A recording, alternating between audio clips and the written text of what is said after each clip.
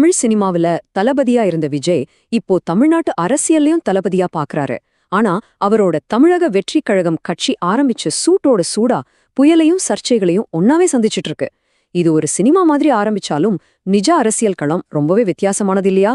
வாங்க இந்த அரசியல் ஆட்டத்தை கொஞ்சம் டீட்டெயிலா பாப்போம்.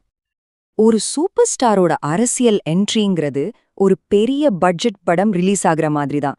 பயங்கரமான எதிர்பார்ப்பு இருக்கும், ஆனா அதே அளவுக்கு ரிஸ்க்கும் இருக்கு. விஜயோட இந்த அரசியல் பயணம் ஒரு மெகா ஹிட் பிளாக்பஸ்டரா ஆகப்போதா இல்ல பாக்ஸ் ஆபீஸ்ல ஃப்ளாப் ஆகப்போதா? இதுதான் இப்ப தமிழ்நாட்டுல எல்லார் மனசுலயும் ஓடிட்டு இருக்கிற கேள்வி. விஜயோட இந்த அரசியல் என்ட்ரி ஏதோ திடீர்னு எடுத்த முடிவில்ல. இதுக்கு பின்னாடி ஒரு பெரிய பிளான் இருக்கு.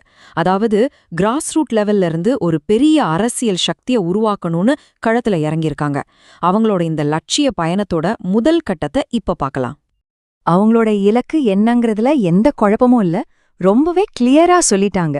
வர 2026 தமிழ்நாடு சட்டமன்ற தேர்தல்ல தமிழக வெற்றி கழகத்தோட முதலமைச்சர் வேட்பாளர் நடிகர் விஜய்தான். இது அதிகாரப்பூர்வ அறிவிப்பு.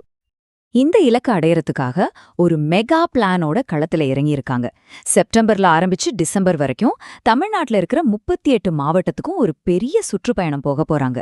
இதுல இருந்தே தெரியுது ஸ்டேட்டோட மூல முடுக்குல இருக்கிற ஒவ்வொருத்தரையும் நேர்ல சந்திக்கணுங்கிறதுல அவங்க எவ்ளோ தீவிரமா இருக்காங்கன்னு. அவங்க வெறும் பழைய பாணி அரசியலை மட்டும் நம்பல, டெக்னாலஜியையும் கையில எடுத்திருக்காங்க. மை தவேக அப்படின்னு ஒரு புது மொபைல் ஆப் கொண்டு வந்திருக்காங்க. எதுக்குன்னா கட்சி உறுப்பினர்களை ஒன்னா இணைக்கிறதுக்கும் பார்ட்டி ஆக்டிவிட்டீஸை கோஆர்டினேட் பண்றதுக்கும் தான். இது அவங்க 21ஆம் நூற்றாண்டு அரசியலுக்கு ரெடி ஆகுறாங்கன்னு காட்டுது. ஆனா இந்த பிரம்மாண்டமான பயணம் நினைச்ச மாதிரி சுலபமா இல்ல. கட்சி ஆரம்பிச்ச கொஞ்ச நாள்லயே பெரிய சோகங்களையும் கடுமையான சட்டச் சிக்கல்களையும் சந்திக்க வேண்டியதா போச்சு. லட்சியம் வேற நிஜம் வேறங்கிறதுக்கு இது ஒரு பெரிய உதாரணமா அமைஞ்சிடுச்சு. இதுல ரொம்பவே சோகமான விஷயம் கரூர்ல நடந்த பேரணி தான். அங்க ஏற்பட்ட கூட்ட நெரிசல்ல குழந்தைங்க, பெண்கள்னு மொத்தம் 31 பேர் பரிதாபமா இறந்துட்டாங்க.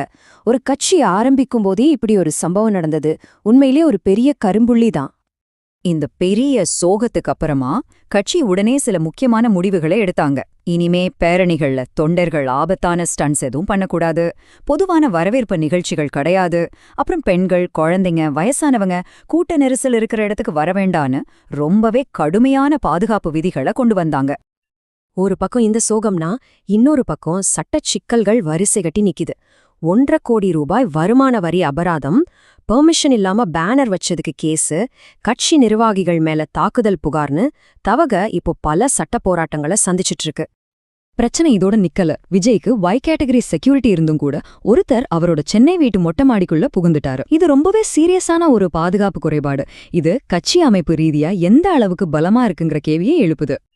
சரி, இவ்ளோ பிரச்சனைகள் இருந்தாலும் தவக அரசியல் களத்துல பின் வாங்கல. அதுக்கு பதிலா தமிழ்நாட்டுல இருக்கிற பெரிய கட்சிகளை நேருக்கு நேரா எதிர்க்க ஆரம்பிச்சிட்டாங்க. தங்களோட அரசியல் நிலைப்பாடு என்னன்னு ரொம்ப தெளிவா சொல்ல ஆரம்பிச்சிட்டாங்க. அவங்களோட ஸ்ட்ராட்டஜி என்னன்னு பாப்போமா? உதாரணத்துக்கு நமக்கல்ல நடந்த ஒரு பேரணியில விஜய் ஆளுங்கட்சியான திமுக மேல ஒரு நேரடி தாக்குதல் தொடுத்தாரு. திமுகவுக்கு ஓட்டு போடுறது பாஜகவுக்கு ஓட்டு போடுறதுக்கு சமம்னு அவர் சொன்னது அரசியல் வட்டாரத்துல ஒரு பெரிய புயலை கிளப்பிருச்சு.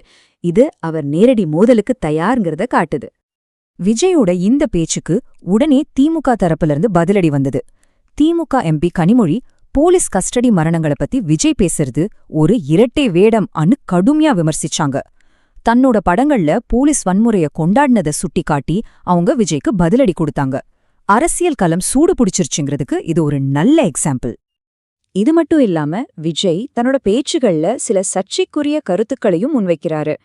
ஒரு பேரணியில விடுதலை புலிகள் தலைவர் பிரபாகரனை பத்தி பேசி அவரை இலங்கை தமிழர்களுக்கு ஒரு தாய் போன்றவர்னு சொன்னாரு. இது ஒரு பக்கம் பெரிய கவனத்தை ஈர்த்தாலும் இன்னொரு பக்கம் கடுமையான விமர்சனங்களையும் கொண்டு வந்திருக்கு. வெற்றி, சோகம், சர்ச்சை, அரசியல் தாக்குதல்னு இவ்வளவு விஷயங்களுக்கு நடுவுல விஜயோட 2026 நோக்கிய பயணம் இப்போ எந்த இடத்துல இருக்கு? அவங்களோட பலம் என்ன, பலவீனம் என்ன? வாங்க ஒரு சின்ன அலசல் பாத்திரலாம். தவகவோட பயணத்தை பார்த்தா அதுக்கு 2 முகம் இருக்கு.